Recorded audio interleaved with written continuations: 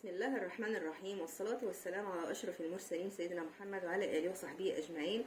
صلاة تنحل بها الكرب وتنفك بها العقد. اللهم اغفر لي ولوالدي وللمؤمنين والمؤمنات والمسلمين والمسلمات الأحياء منهم والأموات يوم يكون الحساب. اللهم آمين يا رب العالمين. مفيش أجمل من إن إحنا نلجأ لكتاب الله في كل مشاكلنا، في كل متطلباتنا، في جميع خطواتنا. من لجأ لكتاب الله لا يخيب ولا يرد له طلب بإذن الرحمن. هتكلم النهاردة عن سورة صاد. سورة صاد كتير ما يعني مننا ما بيتركها، مش منتشرة زي الفاتحة، زي المعوذتين، زي قل هو الله أحد، زي الكهف، زي البقرة، زي المائدة. تحس ان هي منسية شوية. طب ايه فوائد سورة صاد ديت؟ فوائد سورة صاد: من قرأها بعدد 3 مرات، وسورة الجن بعدد 5 مرات، سوف يأتيه ملاك اسمه الملاك الحارس من عند الله، يكون بجانبه ويحسه على الطريق الصحيح ويبعد عنه اي حاجة فيها شر. دي اولا. طب ثانيا، من داوم على سورة صاد مرتين في كل يوم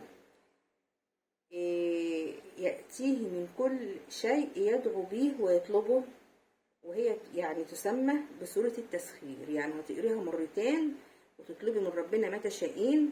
لو انت عايزه يسخر لك بالله هيسخره لك، بس طبعا يكون في الحلال، مش تروحي الواحد بقى متجوز وعايزه تاخديه من مراته وتقريها مرتين عشان ربنا يسخره لك وان هو يحبك ويجري وراكي. لا، القرآن لازم نستعمله في حلال ربنا، ما نستعملوش في المحرمات ابدا.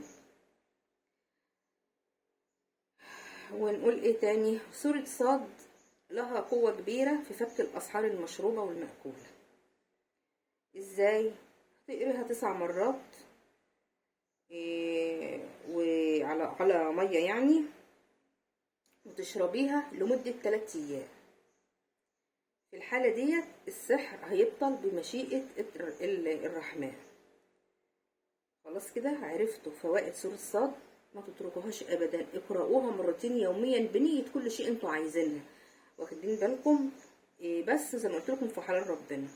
وبالنسبة لفك الأسحار وتعطيل الأسحار، وإن ربنا يعمل كده يعمل إن السحر وخادم السحر عنك، هتقريها على مية 9 مرات وتشربي منها لمدة 3 أيام طول النهار بقى. هتقريها وتحطيها في قارورة كبيرة كده وتشربي منها طول اليوم، انت طبعا وأفراد أسرتك، وإن شاء الله السحر سيبطل. طب ويا ريت تكرروها على طول، لو تعملوها مرة كل أسبوع، واخدين بالكم؟